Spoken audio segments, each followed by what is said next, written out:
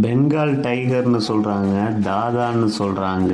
கிரிக்கெட்டை விட்டு ரிட்டையர்ட் ஆகி பல வருஷம் ஆகியும் இவர் கிரவுண்டுக்குள்ளே வந்தாலே ஸ்டேடியமே சும்மா அதிருது. அப்படி என்னதான்ப்பா செஞ்சார் இந்த சௌரவ் கங்குலி?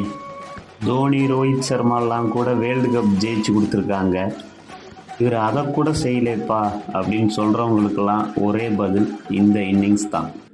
1999 வேர்ல்டு கப்பில் ஸ்ரீலங்காவுக்கு எதிராக சௌரவ் கங்குலி அடித்த 183 ரன் தான் இதுவரைக்கும் உலகக்கோப்பையில் இந்திய வீரர் ஒருத்தரோட தனிநபர் அதிகபட்ச ஸ்கோர்.